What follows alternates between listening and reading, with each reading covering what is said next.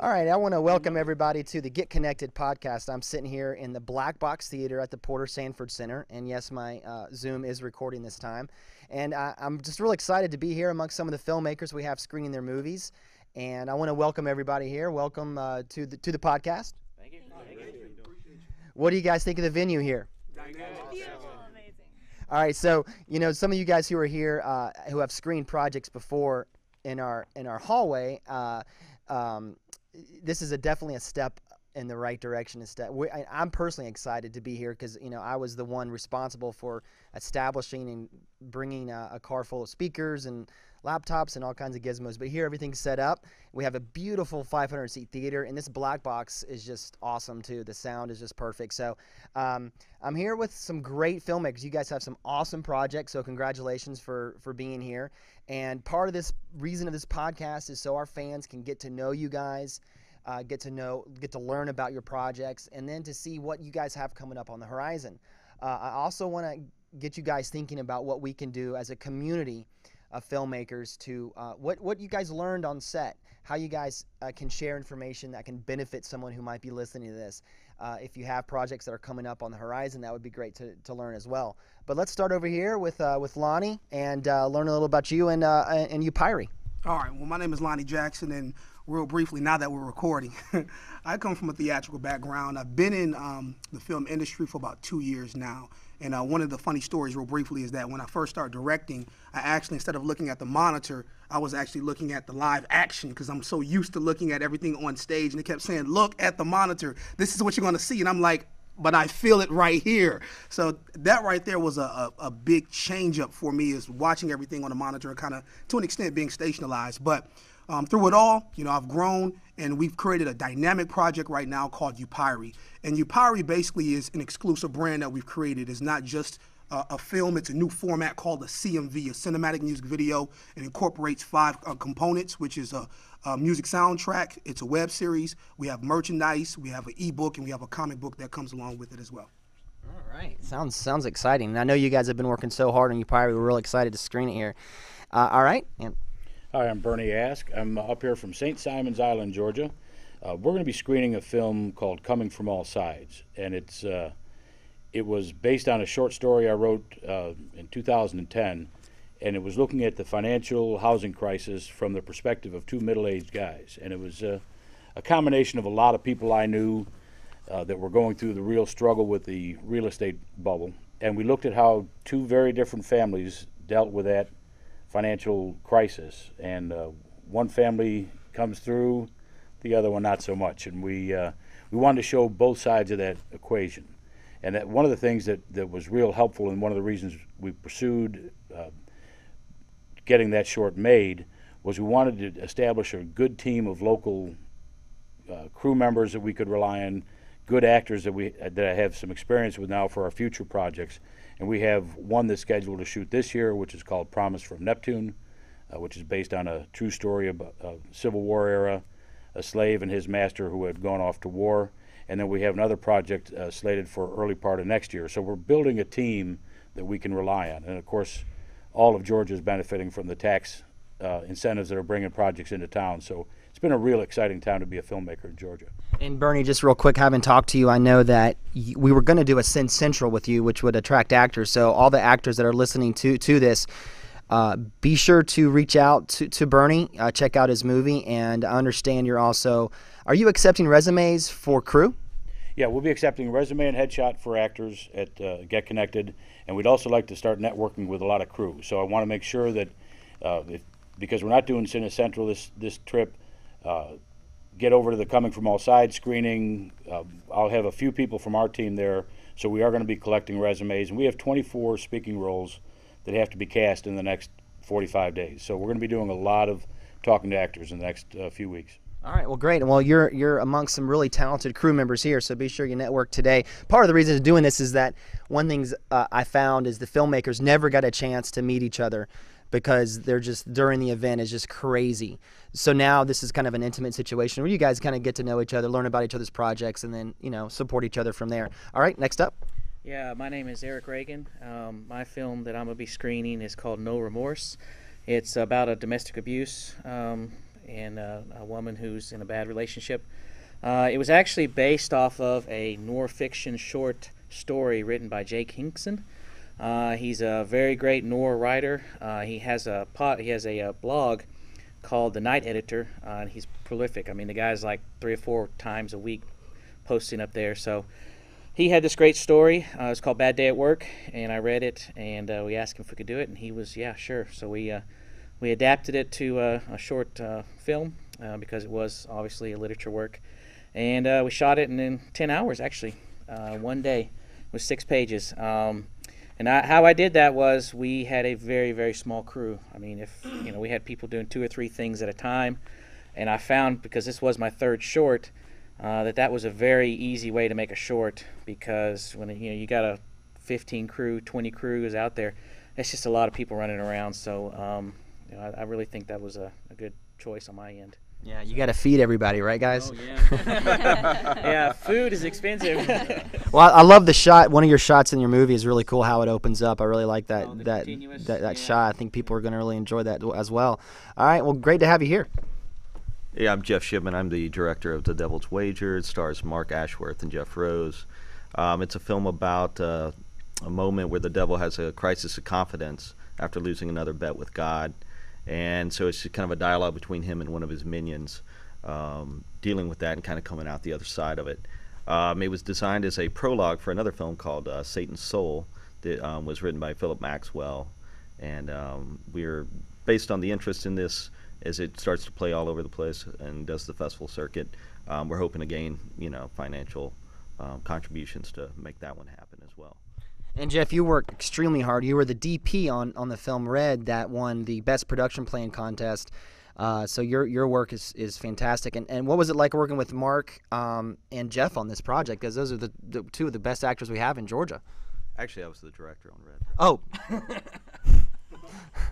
I knew that.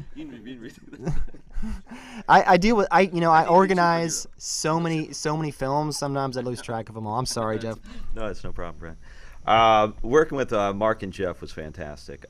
In the challenge, I had kind of the opposite experience that Eric had.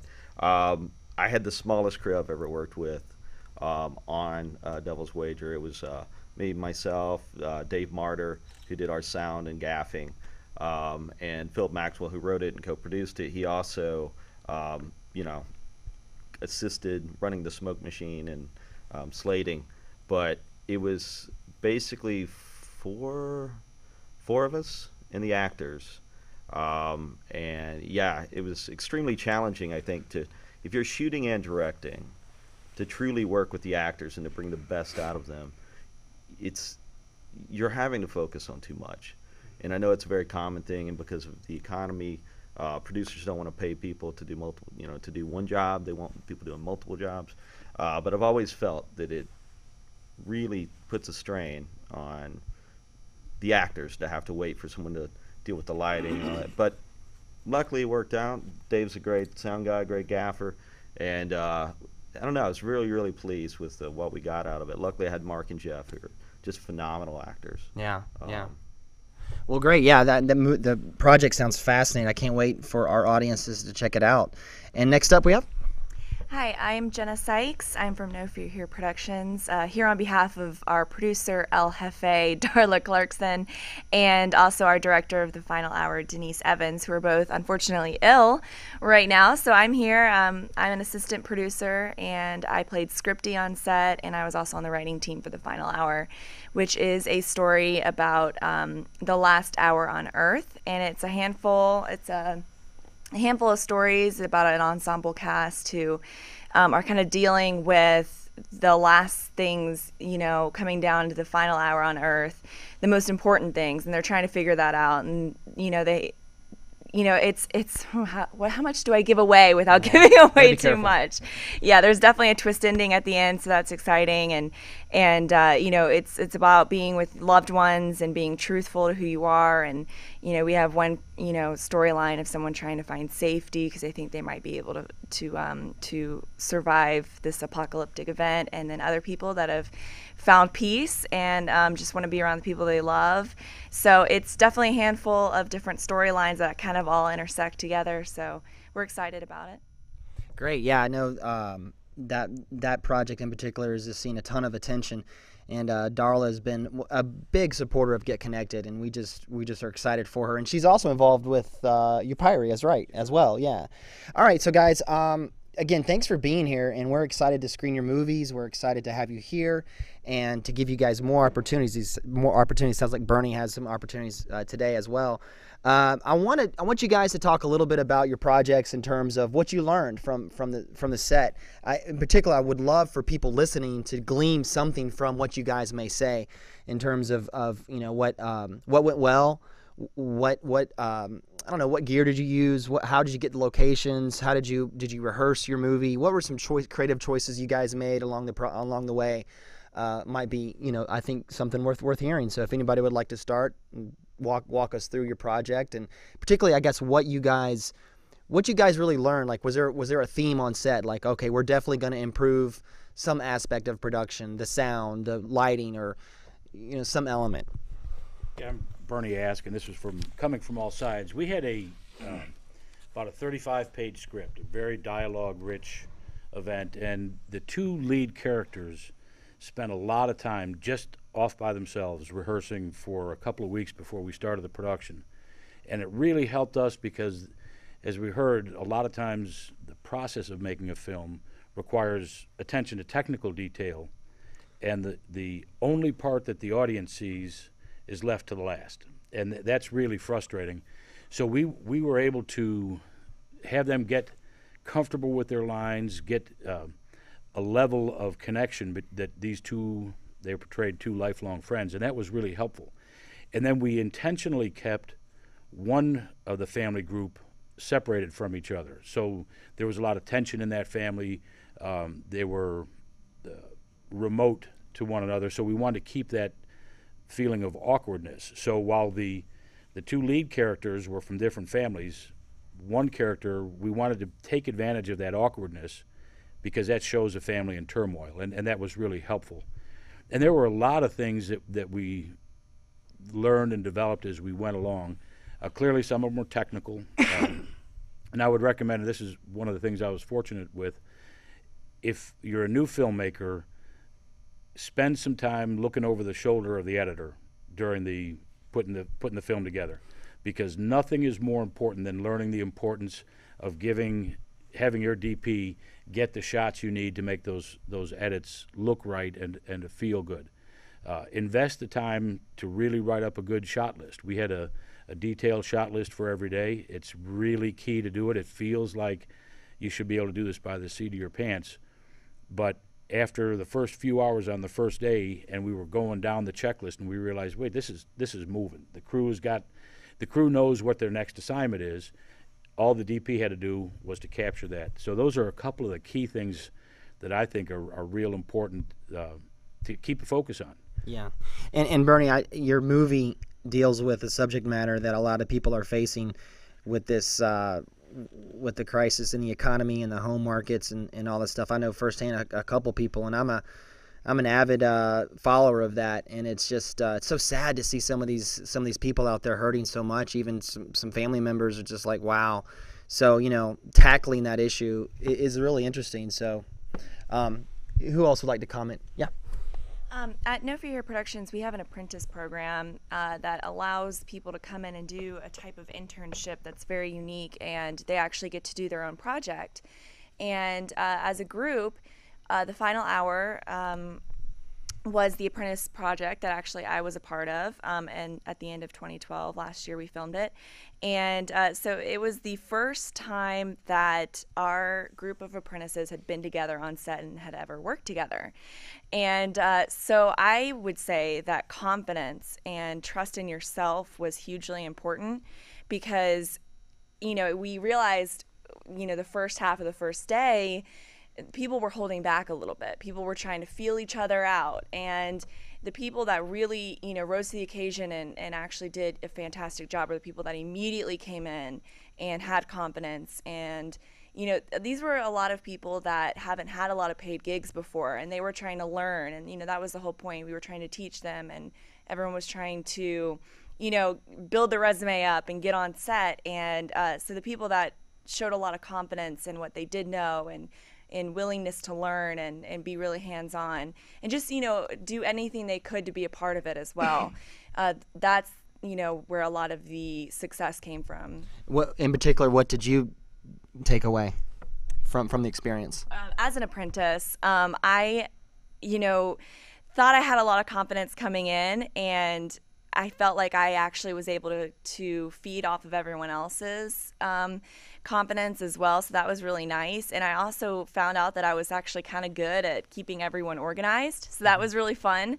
I didn't realize that I had the assistant director bone in my body, keeping everyone on time and organized. And I discovered that in myself, which was really, really fun, because as a typical PA or someone getting started in the industry, you're getting coffee or you're, trafficking first team back and forth, and you're doing kind of these things that you do need to do in order to become comfortable on set and learn, but being thrown in and actually having your voice being heard and being able to be creative and take charge, that was something that was so beneficial to me and gave me so much confidence. Great. Go ahead, Eric. This is Eric with No Remorse. I had to say that everybody that I worked with on my film, I'd worked with before. Byron was my DP. I'd worked with him. He shot my second short, so I knew I was in good hands with him. I could just kind of explain to him what I wanted, and he'd go off and he'd make it happen. And he's a whiz with lights, so that was good, because then I could work on being a director and directing the actors. Bob Leno and Aaron, I worked with him before, but whenever I went into casting this. I knew that the female lead was the main one. We had to get somebody that could, pull it off. So I went a little outside the box, and I actually solicited people from the theater industry. Eliana Marianis, who played the lead, she never was in a film, but she was in, I don't know how many, 40 or 50 stage plays all over the world, practically. Wow. So, we met at a coffee shop. I read one line, she read the other, and I knew that was my girl. So it was just like that, it just all came together. So. But yeah, some of the technical stuff we did. At the time, I'd been really watching a lot of Bela Tarr films and his long, continuous Steadicam shots, and I thought, that'd be really neat to do. So we got a Steadicam and, thought of a unique way to use it, going through an apartment. Lo and behold, we went through 2 camera people before we finally got the shot because it just wore him out. So the Byron finally kicked it and got it. So we had one good shot because we had to go. We had to keep going. We had to go another set. So that was probably my one technical thing that was scaring me there, but we did get it happen. Yeah, I mean, it's fun to kind of give with each project, kind of challenge yourself with maybe okay, this time we're gonna try this one crane shot. We've never used a crane before. We're gonna try this theme that's different. But that's really cool about your theater actress. I can't wait to see the reaction. So, Lonnie? Yes, it's a few things, actually. With me myself being new to the film world, one of the biggest things I would say is 2 parts. Number one is creatively, because upiri is a Slavic word or Slovenian word that means vampire. It comes from the word upir.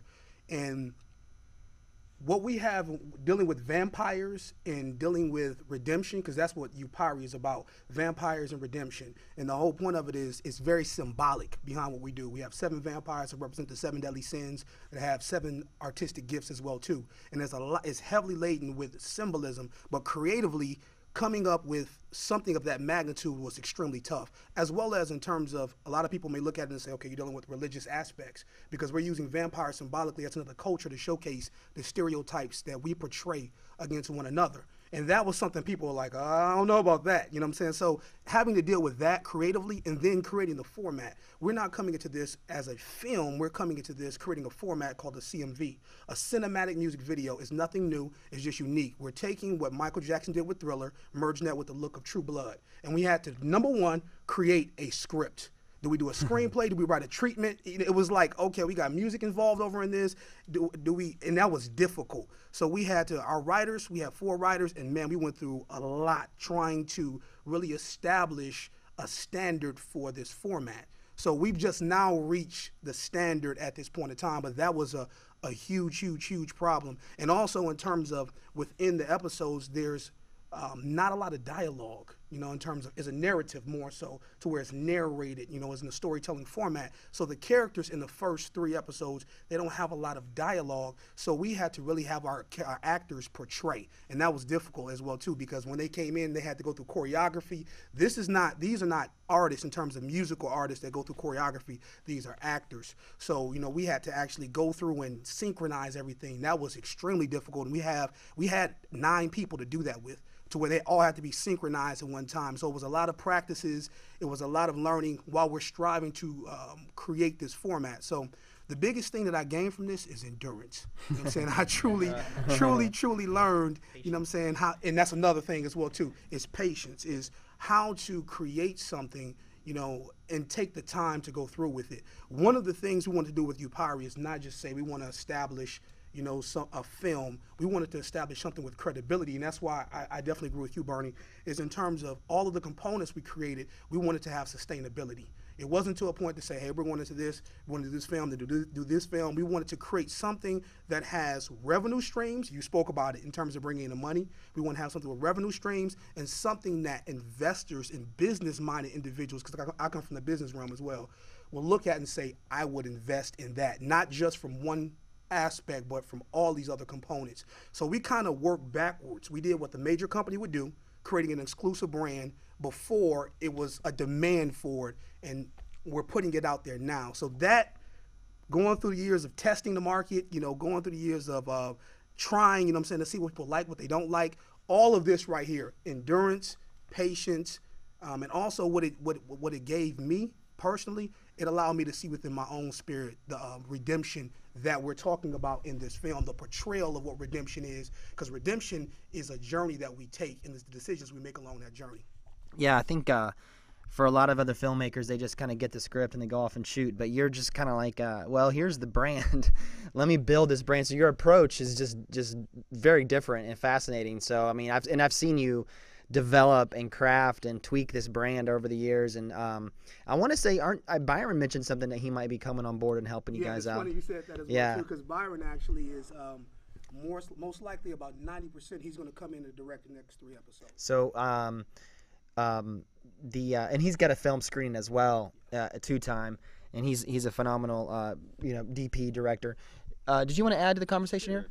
First off, I want to say I want to hire Lonnie to be my manager. Isn't he something else? Just wow. Yeah. I'm just amazed actually to listen to you speak. I think the key for Devil's Wager for me, it was such a quick shoot. We shot it in one day. It was. I had already built such great relationships with Mark Ashworth and Jeff Rose. I'd known Jeff. I've worked with him on multiple projects, probably 7 years or so. And Mark Ashworth I've known for a couple years as well. But one of the things that Bernie touched on, I think is very important for first-time filmmakers or filmmakers that are coming up. It's pre-production and planning and adding production design to what you have. And you talked about locations and that type of thing. And so we went over, I think, South Atlanta. I looked at a lot of warehouses, and we looked around at some really amazing spots. And Philip actually had a really good friend who owned a garage. And in that garage, he had like 6 or 7 Porsches. So once we saw that, we were like, oh, yeah, we want to film here. Because it had the grit that we wanted, because we wanted it to kind of be a little hellish, a little dirty, but still modern day and somewhere that, in the real world. Just to kind of add an odd tone to it. So I think it's important to look at tone within the design of what you're looking at, so you're not just shooting against a white wall, which is a mistake a lot of people make sometimes. So bringing in an environment that reinforces your theme is important as well. Planning out your look. We didn't shoot it flat and do it in color correction. We actually crafted a look on set so that we knew exactly what you wanted to get out of it. So I don't know. It's important to really work through the whole thing beforehand, to really think about how your vision it's going to look on the screen, but to do that before you even roll camera. Yeah, and that's why you guys won the production plan contest, is because you and Kristen sat there, and when the judges looked at that pre-production plan, they were just like, this movie looks made. That above all, it's like, I just need to give these guys a little bit of money, and they've got everything in place, details on the character descriptions, a sample of the script, the locations, everything. So you guys do a phenomenal job of that. So, people listening, I just want to, kind of piggyback on how important that is. And a lot of people or write a script, and they don't even think about locations. They write the script, and they're assuming that an elevator, or not elevator, but like an airplane cockpit is just going to be easily accessible. Yeah, well, you can write a script that you can find a location on. Yeah, you definitely, especially with something low budget. Yeah. I mean, I think we made this thing for like $500 because everybody, volunteered and gave their time. So yeah, you have to think about what's available to you and what you can get your hands on. But also don't be afraid to ask. Yeah. Like that's something that people also, they limit themselves and they let fear. No Fear Productions. They let fear hold them back, and it's like you just have to go ask people stuff, because a lot of times people are like, "Oh wow, you want to use an airplane cockpit? Sure, I have one." Yeah. So it's important to just aim high, but be realistic about what you can. So I want to shift gears, and I know we have someone new here. If you want to, you can pull up a chair if you'd like. Talking about locations, I know Bernie, I wouldn't mind if you want to talk about some of the locations you're aware of. There's some things popping up I'm seeing on social media, like there's a group on Facebook that's just for locations, and there's a lot of resources out there for us, but I'd like to see more of a community, more of an effort for all different groups to work together. So let's have a conversation about that. But first, if you can introduce yourself and tell us about your project and so forth. My name is James Barron. I'm coordinator of production for the UPIRE project. Oh, okay. So you're with UPIRE. Okay, I'm so. music producer right here. Oh, okay. All right.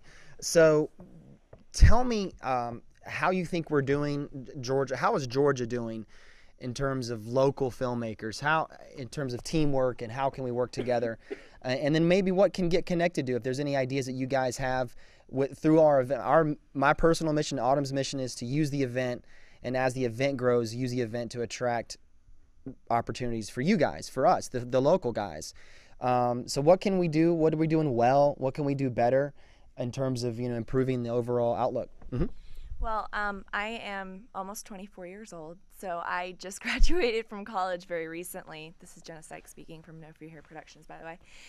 And I struggled for a long time trying to break my way into the industry, and I had to do a lot of extra work and a lot of stand-in work, and I'm still doing that every once in a while because it's fun, but it is very hard to break into this industry. It's very exclusive, I feel like, and so that's why it felt like home, and it felt really great to be a part of No Fear Here Productions, because they do the apprenticeship program and they give people the opportunity to build up their resume and get on set and actually have their voices heard and be creative.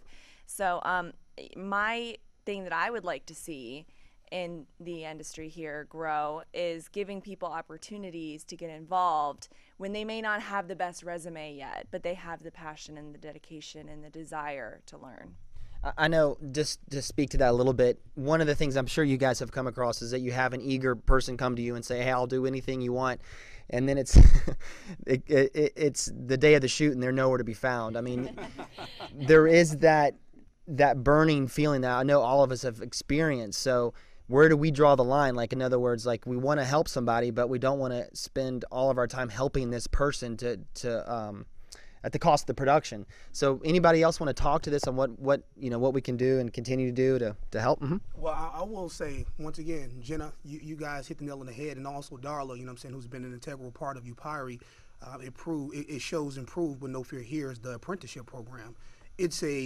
You don't just come in. It's not like, hey, I see you on the street, and it's like, hey, you want to come in and do this film, or hey, I want to be a part of this, and you just roll them in the next day. There's a process that you have to go through. There's organization that's set up. There's certain goals you have to reach, And these things right here help to develop people. So I think more so if we had more programs, if we were more open-minded within our productions from that end to have a process, because we all have talent here, we all have knowledge, or whatsoever. So let's utilize that if we create that program, or if we combine together to create some type of program. And I know we'll get connected with you guys doing the crew call, doing the Cine Central, bringing the actors, but having that process, as you stated beforehand, the pre-production, just making sure that's airtight so that people can see that, okay, if you come into this, this is what you're going to have to do, instead of saying, hey, I just need you. Because a lot of times, honestly, we tend to use people. And that was my other thing I was going to say, is that we have to treat people like we want to be treated, and we have to be fair.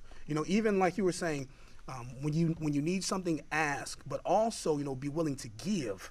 And that's really, really, really important. I think if we start changing our spirit more so in that realm and developing programs in that aspect, we'll see a change from the independent level. Yeah, that's great. I mean, I know I'm trying consciously to live my life in that principle where I can just give as many resources as I can. And I love what you're saying, Lonnie, as far as how can we work on in the program. The apprenticeship program is an example of that.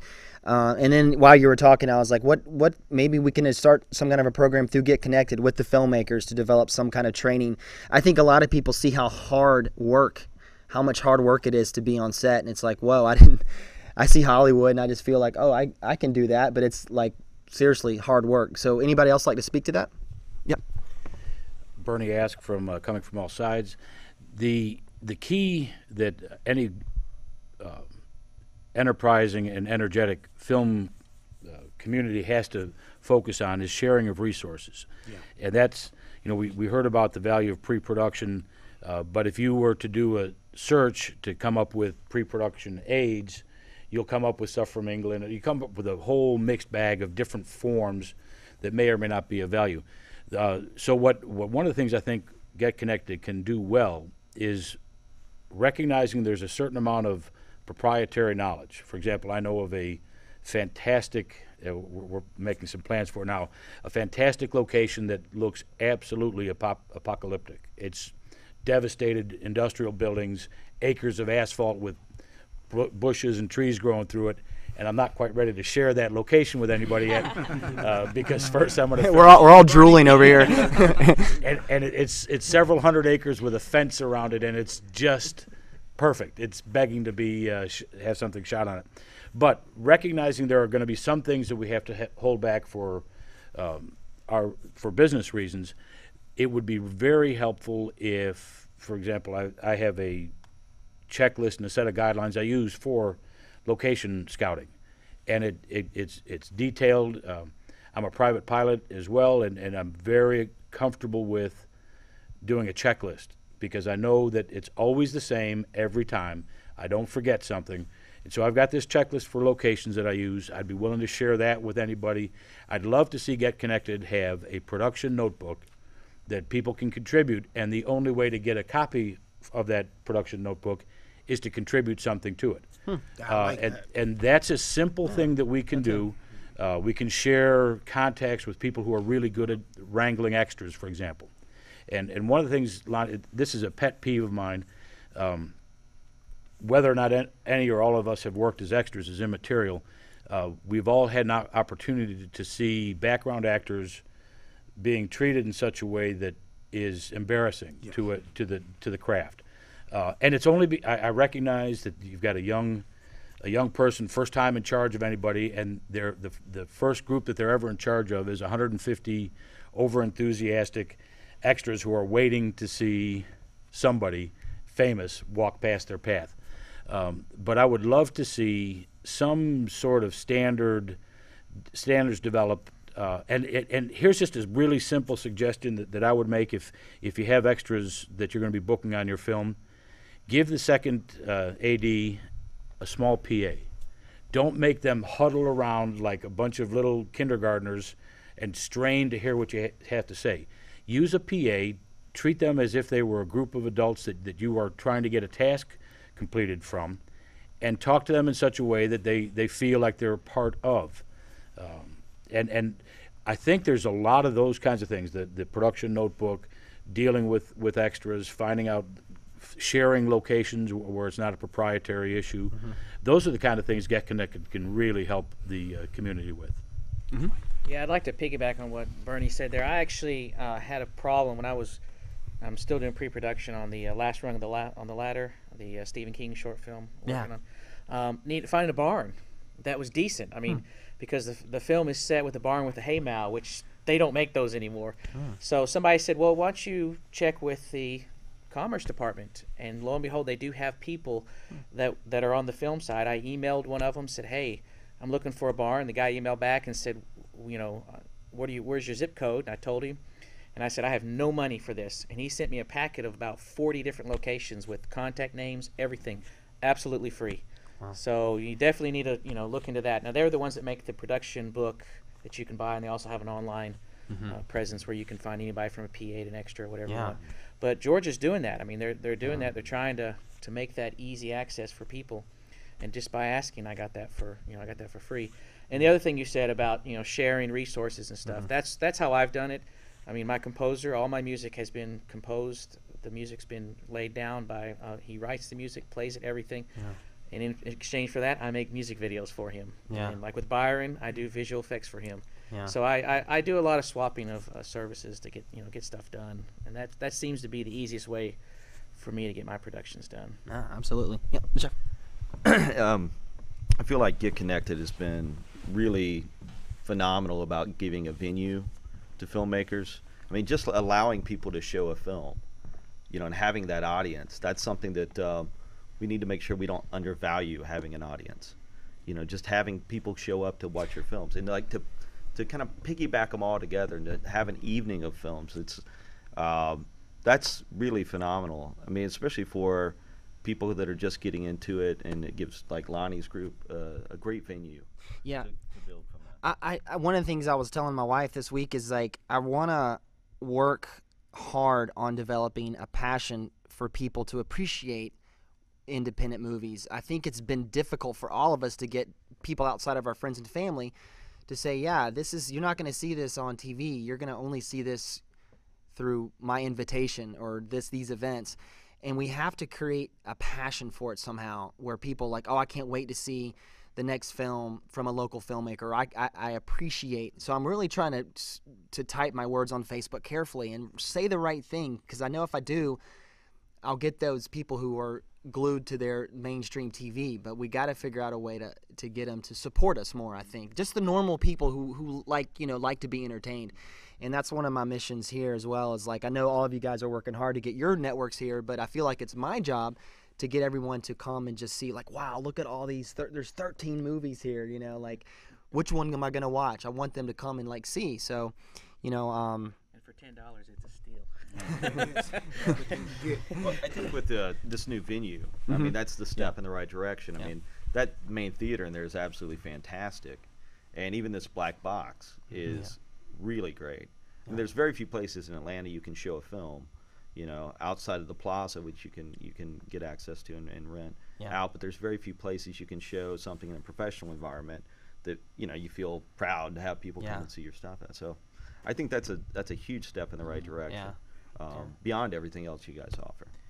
I showed my first short at Get Connected when you were at 300 Peachtree. Oh, that was good. We had a good room in there. And, 200 Peachtree. Or 200 Peachtree. But I remember I was nervous as can be, but then after it was shown, I was just like on cloud nine. Although there was maybe 15 people that watched it, and nobody asked questions. But hey, it's just being there and getting it shown and acting like you actually got it across the finish line and got something done. That worked for me, because you get lost on YouTube and Vimeo. I mean, it's just and I produced a ton of shorts a couple years ago and for many years before that, and I just wanted to create an experience, because we all work so hard in these movies, and it's just tough when only a few people see them.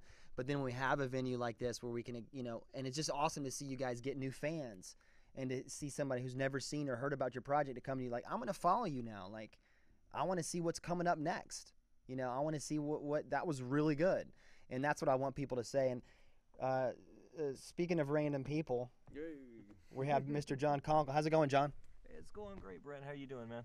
Talk a little bit about your movie, and then I'm gonna go with the final question for everybody. Sure, sure. Oh, real quickly, this is just going to be the second part of Clown versus Monkey. It's kind of a experimental, kind of pseudo-animated, pseudo-live-action experiment kind of thing. And experimental, right? Yeah, yeah.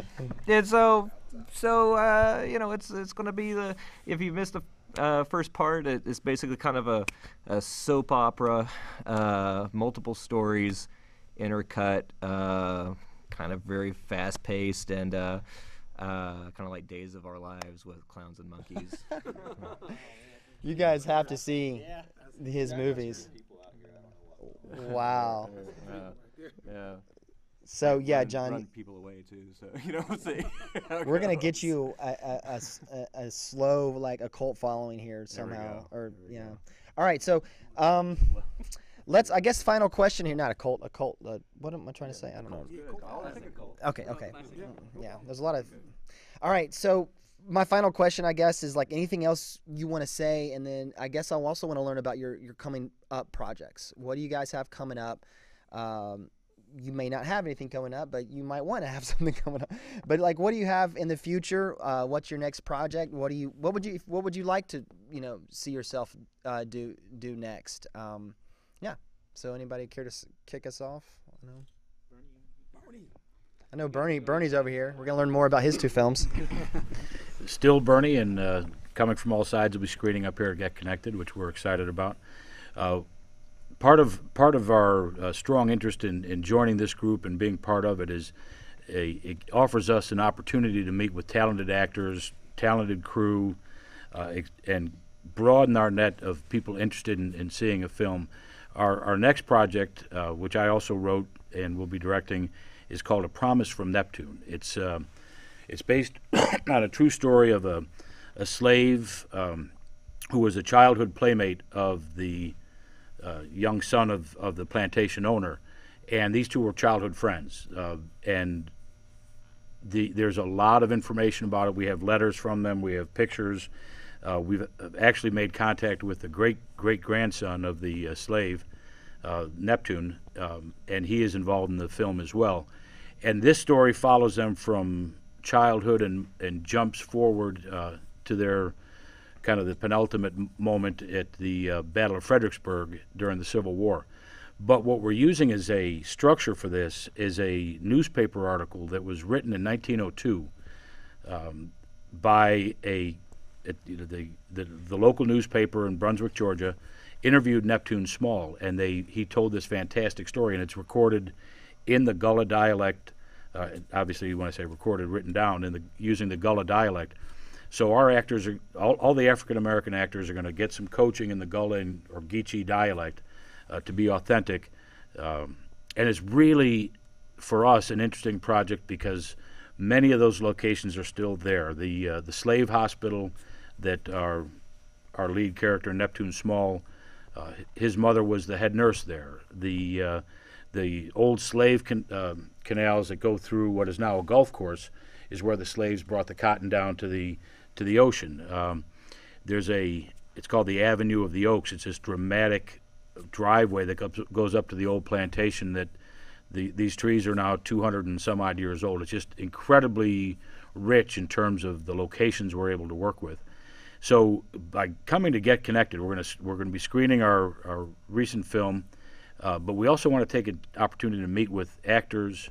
We want to meet with, and that includes some young actors. We have roles for 12 and 13-year-old versions of those characters.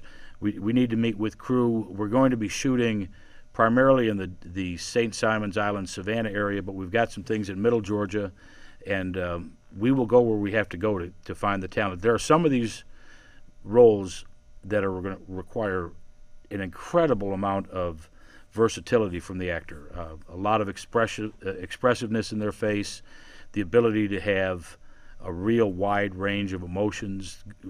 There's one lady, for example, who goes from being a happy-go-lucky young mother, but during the course of the film, she becomes this despondent, drained of hope, and just absolutely suicidal. and that's a really long range for an actress to hit. So we're really excited about meeting a lot of people up here at Get Connected, and we'll have sides and breakdowns for folks, and would love to meet with you right after the screening. So I just kind of feel like all of us have been now we know Bernie, right? And now we have a resource out there. So it's a matter of like what we can do to help Bernie, and maybe in return Bernie can hook us up with an apocalyptic location.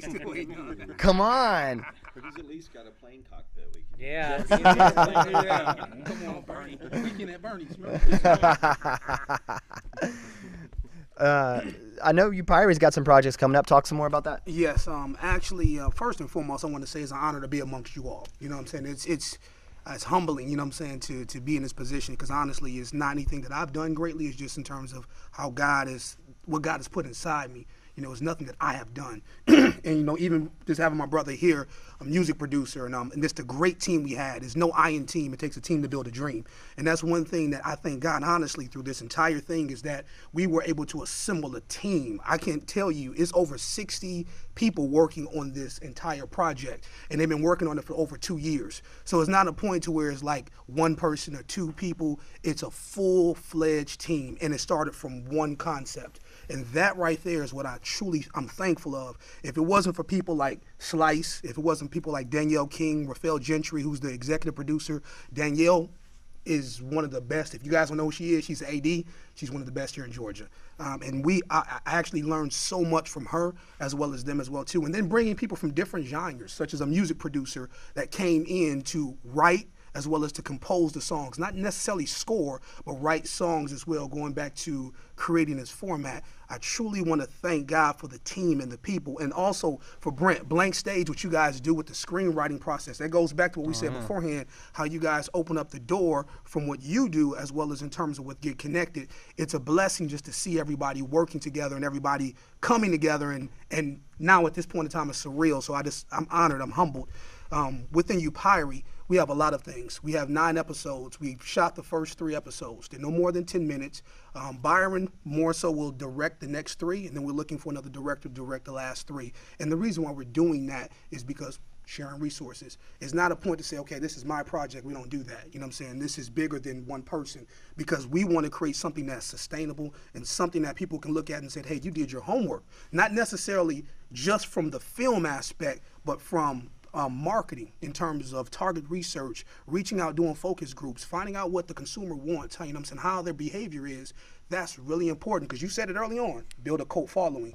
And that you have to study the behavior. It takes time to do that, just like it takes in planning a film or a music video from that perspective. So within Upiri, we have a lot of opportunities. You know, we're looking for a director for the last 3 episodes. We're looking for talent as well as crew as well too, to come in to help to build the brand, not just from the web series, also in terms of from the music side. You know, we look for musical artists as well too, to be on the compilation that we have. We also look for, and one big thing I want to say with Bernie as well too, is we come from a historical aspect. We have a novel that's being created as well too, a video game that we're actually analyzing right now too, to see if it's worth it. But the novel actually dates back in time. We start from the beginning, from Adam and Eve, and we tell you how the first vampire was created. We go through history in terms of the city of Pompeii, Atlantis, and we tell you how vampirism came into effect. And one thing I got to say, Brent, I'll be done. I had a chance to sit down with one of the members of the AVA, the Atlanta Vampire Alliance. We've done our research, and it's real. You guys can Google that as well too. I sat down with the individual. I won't say his name. Well, actually, I can't say his name, but he's I don't think that's his real name. Murdoch Stevens.